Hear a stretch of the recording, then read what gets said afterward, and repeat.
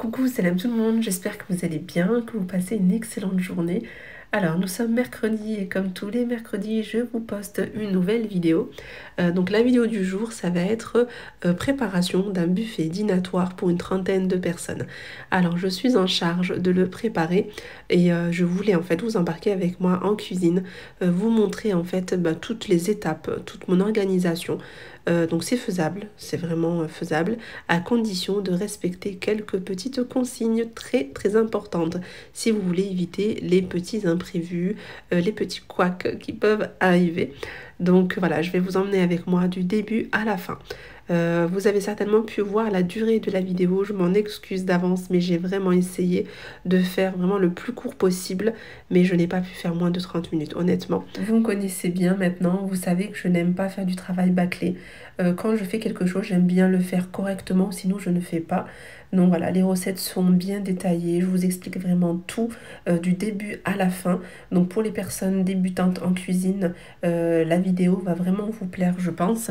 Alors sinon, donc ici c'est un buffet dînatoire que je vais préparer pour la naissance du fils de ma copine. Mais voilà, c'est quelque chose qu'on va pouvoir préparer pour différentes occasions, telles que les fêtes de fin d'année par exemple. Donc moi personnellement, je ne les fête pas, mais je sais qu'il n'y a pas que des personnes de confession musulmane qui me suivent et qui vont très certainement vouloir préparer de bonnes petites choses. Donc je pense que cette vidéo pourra leur servir également. Alors sinon, sans plus tarder, on va pouvoir commencer. Donc c'est un événement qui a eu lieu dimanche dernier et j'ai souhaité commencer les préparatifs le jeudi. Donc le jeudi, je commence par cuire tout ce qu'il y a à cuire. Voilà. Donc tous les petits pains, etc. vont être cuits le jeudi et vont être conservés au congélateur. Donc comme ça, pas de stress, no panique, on est dans les temps et on va pouvoir préparer ça tranquillement.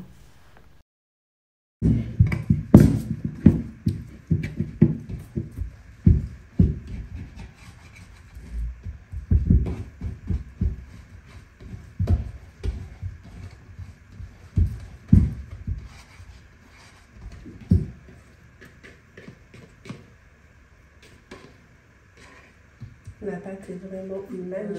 Et pour une version donc sucrée, que ce soit pour le petit déjeuner, pour un brunch, pour un goûter, vous avez juste à ajouter un petit peu de sucre et vous allez pouvoir y mettre ce que vous voulez. Donc ça peut être des perles de sucre, ça peut être des pépites de chocolat, des bâtonnets de chocolat si vous voulez faire un genre de pain au chocolat brioché, vous voyez. Vraiment, c'est une recette que vous allez pouvoir utiliser à l'infini. Vraiment, laissez votre imagination faire et vous allez voir que top. Donc maintenant, on va commencer. Donc je vais faire les petits burgers. Je vais faire également des petites navettes. Et normalement, c'est tout. Hop, donc moi, je vais faire des petites boules de 25 grammes. Hop. 25 grammes, c'est vraiment pour moi le maximum. Je veux quand même quelque chose qui soit mignon, que ça fasse apéritif en fait. Faut pas que ça fasse trop gros. Le but étant de goûter à plusieurs choses présentes sur la table. Si on les fait trop gros, le souci c'est que voilà, on va pas pouvoir goûter à tout. On aura déjà plus faim avec seulement peut-être 2 burgers. Donc s'il y a des petits plis, il faut en fait, si vous voulez, tout ramener en fait en dessous. Voilà, et on vient bien pincer, éviter que ça s'ouvre et que ça ne soit pas très joli. Voilà, donc comme ceci. Voilà, on continue. On rabat bien le tout comme ceci. Et on pince, on n'hésite pas. Si jamais vous voyez que ça vous colle comme ceci un petit peu au doigt, c'est pas très grave. Vous prenez un petit peu de farine, hop, et on y va. On n'hésite pas, on pince bien. Et voilà. Et on recommence. Un petit peu de farine comme ça. Et on pince.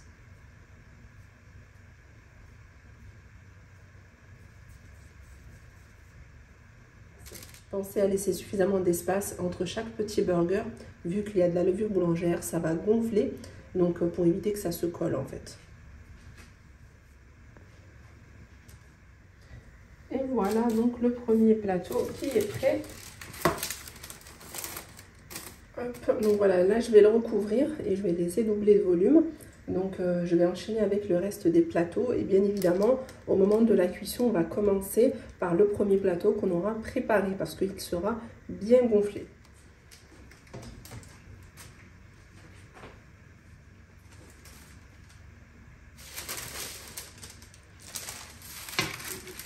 J'ai fini de préparer mes pains burgers, donc là je vais commencer à faire les pains allongés. Donc je vous montre comment je procède. Donc déjà au niveau du poids, c'est exactement pareil, c'est 25 grammes. Donc je vais détailler plein de petits morceaux de pâte de 25 grammes. Ensuite je fais des boules, mais sans chercher en fait à avoir quelque chose de lisse comme ce qu'on a fait tout à l'heure pour les burgers, vu qu'après on va les aplatir. C'est vraiment voilà, question de nous faciliter un petit peu le travail. Donc une fois qu'on a notre boule de 25 grammes, donc moi je l'étale comme ceci. Si jamais vous voyez que ça colle, n'hésitez pas à mettre un petit peu de farine, mais très légèrement, hein. Vous voyez comme ici, c'est très léger. Donc voilà, je l'allonge un petit peu, hop, comme ça. Ensuite, je prends la partie supérieure, hop, je la ramène au milieu et j'appuie. Voilà, et ensuite, encore une fois, voilà, on a ceci. Donc là, maintenant, on va venir souder et ça va s'allonger en fait naturellement. Voilà, on soude, on soude, on soude. Ensuite, on peut la rouler comme ceci ou bien sur le plan de travail en insistant un petit peu sur les bords pour avoir quelque chose de bien allongé comme ceci. Et voilà, donc là maintenant je le pose sur ma plaque et on fait bien attention à avoir la jointure sur le dessous. Voilà, et on recommence. On étale un petit peu comme ceci, il faut que ça soit long. Voilà, ensuite on va venir abattre la première partie au centre. Ensuite, donc soit vous continuez comme on a fait tout à l'heure, soit vous venez prendre la partie en dessous, hop, et on pince. Voilà, c'est très simple, vous inquiétez pas. Et du fait que la pâte ne pèse que 25 grammes, vous allez voir que c'est très simple.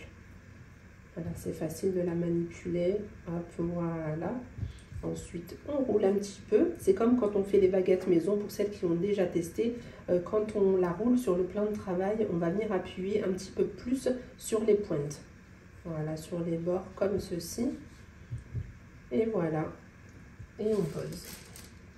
Donc moi, je vais continuer. Il me reste encore un petit peu de pâte ici. Et ça va être bon pour les burgers et les petits pains allongés. Et ensuite, je vais attaquer la pâte à pizza. Donc, je vais faire des mini pizzas en plus. Donc ici, c'est soit vous faites vos pizzas avec votre pâte habituelle, ou encore, voilà, vous n'avez pas envie de vous prendre la tête, vous voulez aller au plus simple, vous avez envie de vous faciliter la vie, et bien vous faites qu'une seule pâte pour les trois. Donc vous gardez la même pâte, donc pour les burgers et les petits pains allongés, vous en réservez de côté pour faire les mini pizzas. Donc ce qui est pas mal avec cette recette, c'est que vous allez en fait avoir des petites pizzas vraiment très moelleuses. Ce qui est pas mal en fait avec cette recette, c'est que vous allez avoir une pâte à pizza vraiment très moelleuse, très légère. Elle fond en bouche, vraiment votre pizza fond en bouche. Après, si vous tenez vraiment à faire une vraie pâte à pizza dans les règles de l'art, etc., vous pouvez. Mais vraiment, ça c'est quand on n'a pas le temps, on n'a pas le temps d'entamer une autre recette, et bien on n'en fait qu'une seule, et allez hop, on fait tout avec. Pensez également donc à la pâte magique, qui elle vraiment est exceptionnelle quand on veut gagner du temps, parce qu'en fait, il n'y a que 5 minutes de temps de pause. Il n'y a pas besoin d'attendre 30 minutes, voire 3/4 d'heure selon la température qu'il fait dans la cuisine. Donc moi je fais le salé et le sucré avec. Allez, on continue. On se retrouve 30 minutes plus tard. Donc ici mes petits pains ont bien levé. Je vais commencer à les badigeonner d'œufs. Donc j'ai mis dans un petit bol de jaune d'œuf auquel je vais venir ajouter une cuillère à soupe de lait. Donc du lait entier, demi-écrémé, écrémé, peu importe. Et voilà, je mélange bien et je pourrai commencer à les badigeonner donc de dorure. Et ensuite moi je vais mettre un petit peu de graines. Après, bien sûr, ça reste facultatif. Vous pouvez mettre ce que vous voulez ou bien ne rien mettre du tout.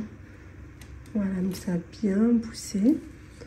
Hop, voilà. Donc moi ici, j'ai préparé des graines de sésame. Alors, je mets une cuillère à soupe. Donc moi, j'y vais à l'œil. Hop, voilà. Et puis, on mélange. Si vous n'avez pas de jaune d'œuf, enfin, vous pouvez mettre du café, vous pouvez mettre de la sauce soja. C'est des petites choses qui vont pouvoir remplacer le jaune d'œuf et le lait.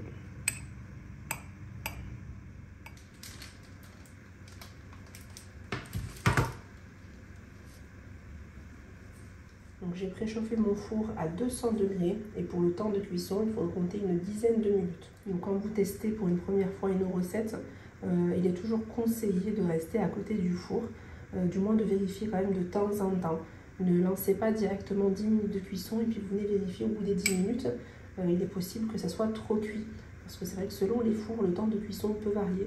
Ça peut être un petit peu plus, comme ça peut être un petit peu moins. Après, moi, j'aime bien quand c'est bien doré. Vraiment, je trouve ça super joli. mais il y a des personnes qui n'aiment pas trop ça, donc il est possible que ça prenne un petit peu moins de temps. Voilà, donc à surveiller, puis comme ça, la deuxième fois, vous allez savoir très exactement combien de temps il faudra à vos burgers pour cuire. Après, il faut prendre en compte également la taille du burger. Donc ici, j'ai des petits burgers de 25 grammes, donc c'est une dizaine de minutes, mais si j'avais des pains bien plus gros, de 60 grammes ou 80 grammes, il faudrait compter un petit peu plus de temps de cuisson.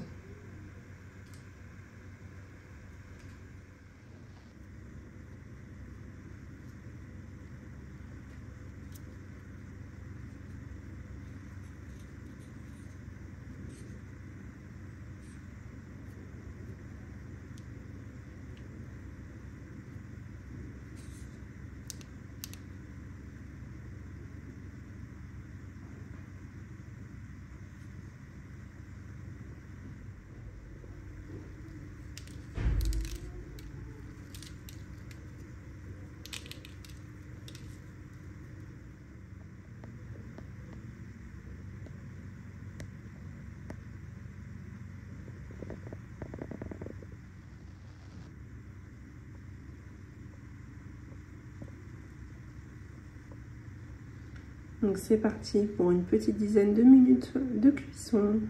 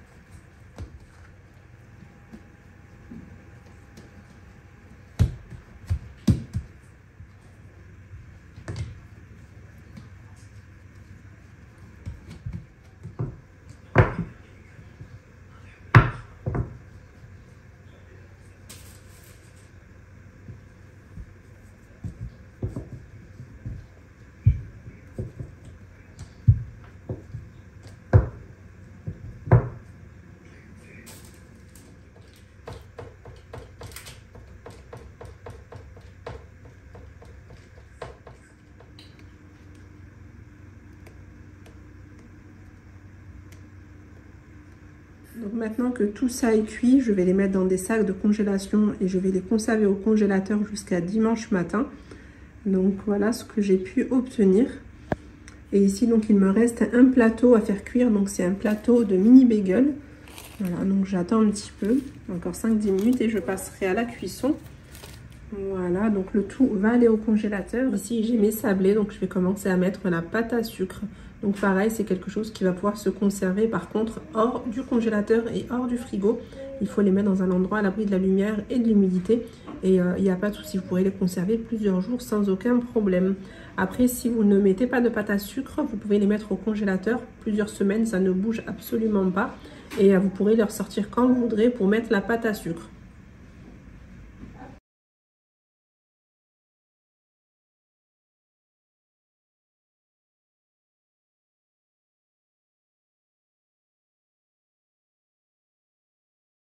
Alors pour ce qui est des bagels, vous pouvez mettre ce que vous voulez sur le dessus. Donc moi c'est simple, j'ai mis ce que j'avais, un petit mélange de graines de sésame, graines de tournesol, j'avais également des graines de pavot, j'ai mis un peu de thym également, ça va parfumer aussi le bagel. Voilà, comme vous pouvez voir.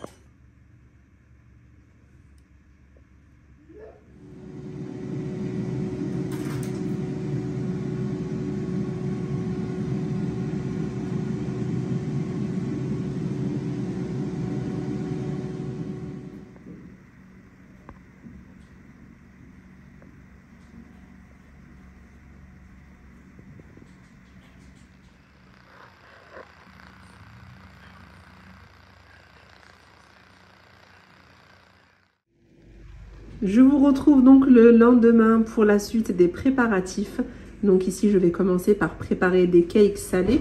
Donc je vais en faire 2 que je vais trancher. De toute façon, je vous montre tout en vidéo. Je mets tous mes ingrédients dans mon bol de Thermomix et je mélange le tout. Donc si vous n'avez pas de Thermomix, pas de panique. Ne commencez pas à dire oui, mais tu fais tout au Thermomix, on ne peut rien faire. Alors détrompez-vous, vous allez la faire dans un simple saladier.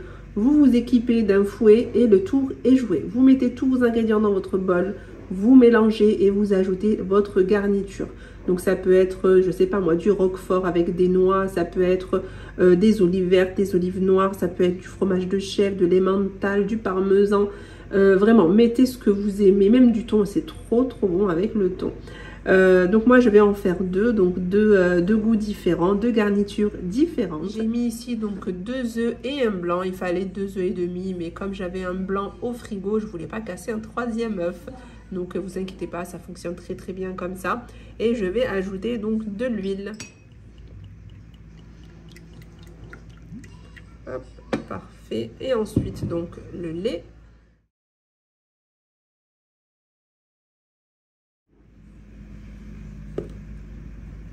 Et la levure chimique.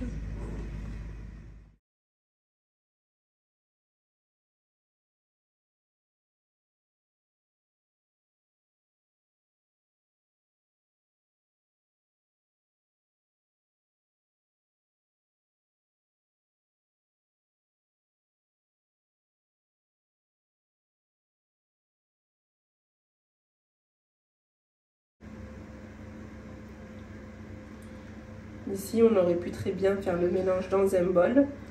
Mais moi, vraiment, on peut dire que j'avais la flemme de le faire. Du coup, j'ai mis directement dans mon moule. Et après, voilà, avec une petite spatule, je viens mélanger un petit peu.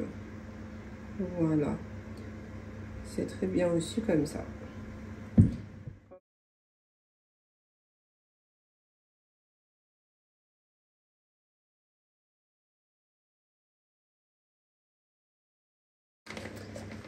Et donc là, je vais ajouter ce fromage. Donc c'est un fromage que j'ai pris chez...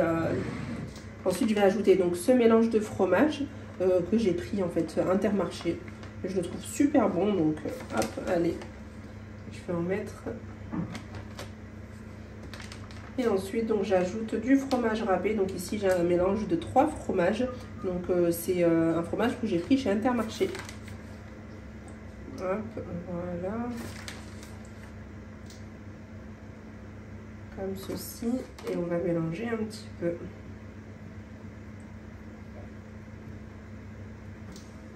Donc là, je vais enfourner dans un four préchauffé à 180 degrés pendant environ 25 minutes. On se retrouve donc ici samedi matin. Donc si vous avez bien suivi le jeudi, j'ai préparé tout ce qui était pain, petit pain, pâte à pizza, etc. Ensuite, le vendredi, j'ai seulement fait les cakes salés parce qu'il n'y avait rien à faire d'autre. Et aujourd'hui, donc samedi matin, je vais pouvoir préparer toutes les garnitures. Comme ça, c'est le plus frais possible. Donc ici, j'ai commencé à préparer ma sauce pizza. Donc dans mon bol de Thermomix ou dans une marmite, vraiment peu importe, j'ai mis donc de l'huile d'olive, j'ai mis des oignons, de l'ail. Et donc j'ai d'abord mixé bien évidemment l'oignon et l'ail. Et ensuite, je fais revenir quelques minutes. Et là, je vais ajouter ma petite sauce préférée. Donc celle-ci, vraiment, la sauce Mutti, testez-la, vous allez voir, elle est exceptionnelle. Hop, et après on met voilà toutes les épices que l'on aime. Donc moi, je vais mettre du mélange 5B, c'est une épice que j'aime beaucoup. Vous m'aviez demandé où est-ce que je la prenais, je la prends chez Lidl. Et vraiment, elle est pas chère, je crois qu'elle est à 1 € quelque chose.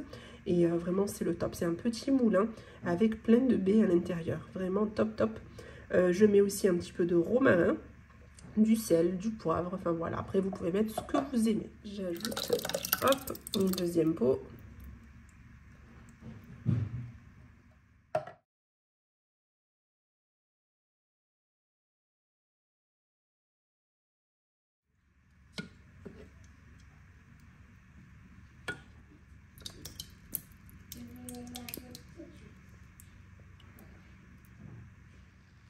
Donc maintenant, il ne me reste plus qu'à mettre ça au frigo jusqu'à demain. Voilà, c'est prêt. Donc on poursuit avec les préparatifs. Donc ici j'ai 2 bols. Ici j'ai de l'escalope que j'ai coupé, de l'escalope de poulet que j'ai coupé en tout petits morceaux, vraiment tout minuscules. Et ici donc j'ai un bol avec de la viande hachée. Donc on commence, c'est parti. Donc ici je vais préchauffer donc une poêle avec un peu d'huile.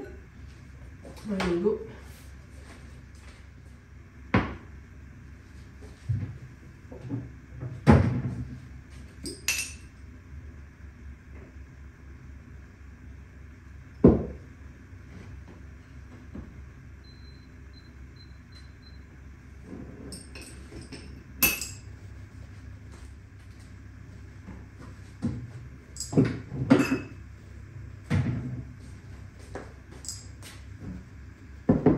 Et maintenant ce que je vais faire, c'est que je vais hacher donc 2 petits oignons pour les ajouter à ma viande hachée.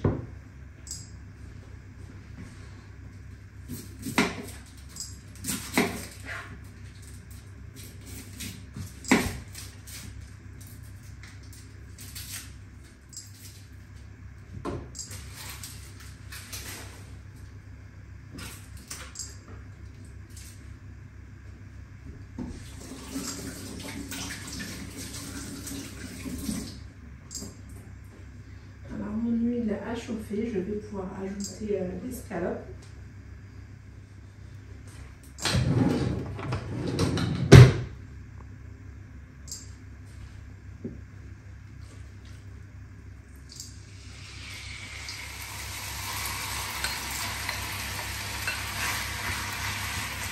Je mets un peu de poivre noir. Hop, je remue. Je mets un tout petit peu de sel, vraiment pas beaucoup. Et en fin de cuisson, j'ajouterai de la sauce soja sucrée. Et il n'y aura que ça. Donc pour assaisonner mon poulet, franchement, il va être hyper tendre, il va être très très bon. Voilà, et vraiment, il y aura pas mal de goût. La sauce soja sucrée, c'est celle-ci, mais vous avez vraiment différents formats en grande surface. Vraiment, prenez celle que vous souhaitez. Voilà.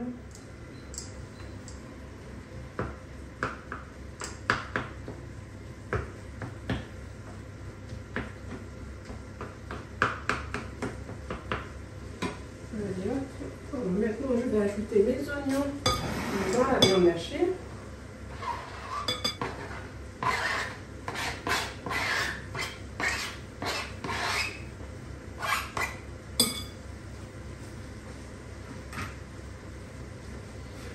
Voilà.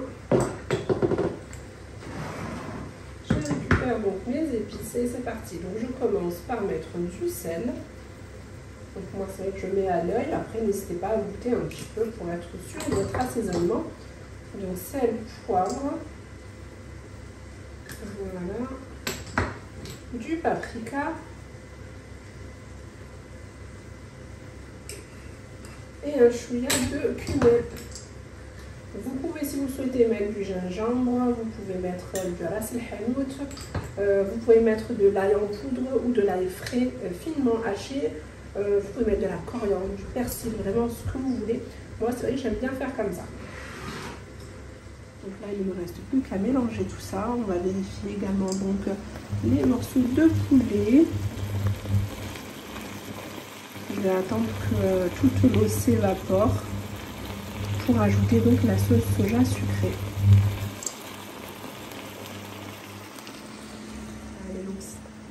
C'est parti, je mélange. Donc moi ici je mélange à la main. Certaines vont être choquées parce que j'ai déjà reçu, je crois, 2-3 messages concernant le fait de mélanger à la main ces farces. Certaines me disaient ah mais c'est dégueulasse, c'est vraiment pas propre du tout, c'est pas du tout hygiénique, etc. Effectivement, ce n'est pas hygiénique, ce n'est pas propre du tout quand tu ne te laves pas les mains, tout simplement. Quand tu te laves pas les mains 10 000 fois par jour. Quand tu nettoies pas tes ongles tous les jours, effectivement, ça peut être pas hygiénique du tout. Mais pour celles qui me connaissent, elles savent très bien que je me lave 10 000 fois les mains par jour. Elles savent très bien que mes ongles sont toujours dans un état irréprochable, toujours blanc, bien comme il faut. Voilà, c'est pas pour me vanter ou quoi que ce soit, mais je réponds simplement aux quelques messages que j'ai pu recevoir dans ce sens-là. Voilà tout. Allez, j'y vais, je mets la main dans la farce.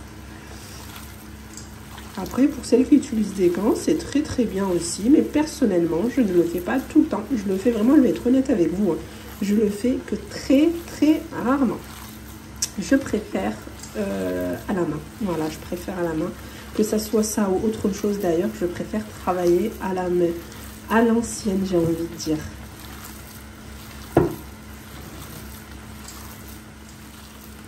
Donc là, hop, je vois qu'il n'y a plus, quasiment plus de moyen de liquide. Donc je vais pouvoir ajouter ma sauce soja qui est juste là.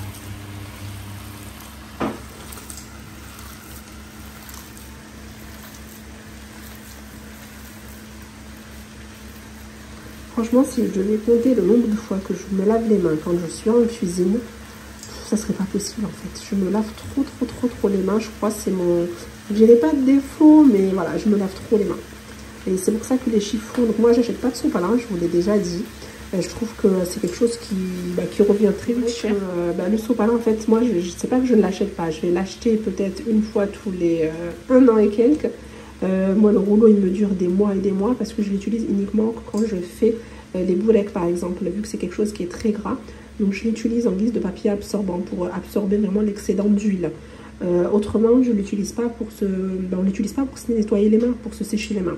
Donc, nous, à la maison, c'est des serviettes en tissu qui passent à la machine à laver. Je trouve que c'est beaucoup plus économique et on arrive à mieux s'essuyer les mains avec. Donc, inutile de vous dire combien j'ai de serviettes par jour. J'utilise énormément de serviettes par jour parce que je me lave beaucoup trop les mains. Donc voilà, dès que c'est trop mouillé, allez hop, ça va à la machine à laver. Je ne la laisse pas sécher pour la réutiliser derrière. Dès que c'est trop mouillé, ça va à la machine à laver et c'est comme ça du matin au soir. Les serviettes défilent.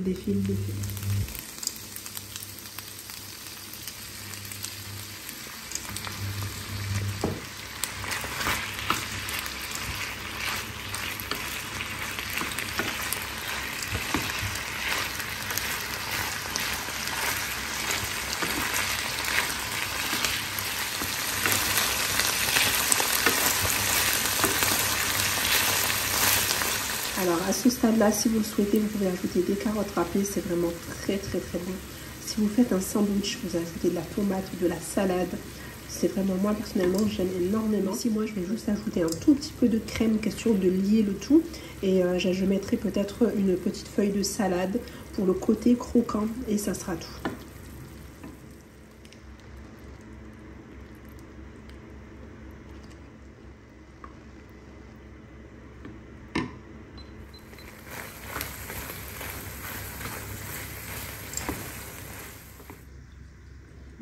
Parfait. Donc là, je suis en train de les peser donc à 30 grammes. Parfait. Je les étale comme ça, c'est prêt pour demain. Je vais les filmer et je les mets au réfrigérateur. Donc comme ça, demain, j'ai juste à préchauffer une poêle avec de l'huile et à passer à la cuisson. Voici mon plateau qui est prêt, donc j'en ai fait je crois un peu plus de 40. Je vais le filmer et le mettre au réfrigérateur. Comme ça demain j'ai juste à faire la cuisson. Ça va me faire vraiment gagner du temps. Donc il est essentiel en fait quand vous avez pas mal de choses à préparer d'avoir un minimum d'organisation pour ne pas être dépassé en fait le dernier jour. J'enchaîne avec la préparation de la farce pour les briques. Donc je vais faire une farce très simple. Et c'est une farce qui est validée. Je mets de l'huile dans une poêle, je vais allumer. Ensuite, donc, je vais hacher finement 5 gousses d'ail. Je vais les laisser dorer un peu sur le feu. Ensuite, je vais ajouter donc 2 boîtes de thon au naturel. J'ajouterai par la suite des œufs, donc je vais bien mélanger. Concernant les épices, donc ça va être du sel, du poivre et du curry, beaucoup de curry. On va terminer avec de la crème fraîche ou encore des portions de fromage. Donc à vous de voir, c'est vraiment selon les goûts de chacune. Et voilà tout. Allez, on commence par éplucher l'ail.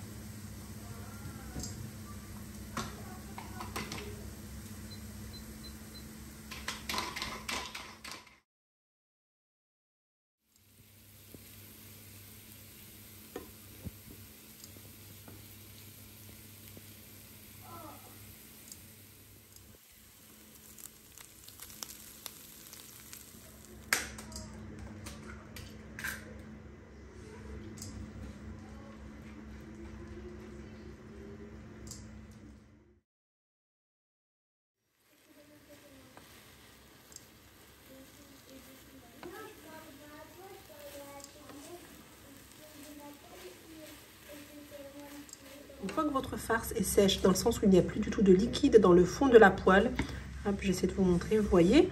Donc là, à ce stade-là, on peut venir ajouter la crème fraîche. Donc seulement si vous souhaitez faire des briques avec de la crème fraîche. Si vous ne souhaitez pas en mettre, vous pouvez mettre juste de la vache qui rit sur la farce, sur les feuilles de briques directement. Mais c'est vrai que j'aime bien ajouter un peu de crème fraîche. Donc là, il y avait l'équivalent de 2 grosses cuillères à soupe. Maintenant, j'ai fini de tout préparer. Donc tout ce qu'il y avait à cuire a été cuit. Je vais les conserver au frigo. Donc il me reste pas mal de choses à faire. Mais ça se fera que demain matin, Inch'Allah. Mais la vidéo va s'arrêter ici. Autrement, ça va être beaucoup trop long. C'est pour ça que j'ai décidé de faire une seconde partie. Donc dans la seconde partie, vous allez pouvoir retrouver le reste des apéritifs qui vont se cuire le jour J. Donc comme ces petits feuilletés à la saucisse, comme ces petits tacos. Donc voilà, pas mal de choses dans la prochaine vidéo, Inch'Allah. La petite décoration que j'ai faite également. Et bien sûr, le résultat final du buffet jonc. Je vous montrerai le tout en détail, Inch'Allah. J'espère que ça vous plaira. Et écoutez, je compte sur vous pour m'encourager en mettant un petit pouce, en me laissant un petit commentaire. Et bien sûr, à vous abonner à la chaîne. Je vous fais de gros bisous. À très vite, Inch'Allah. Bye bye.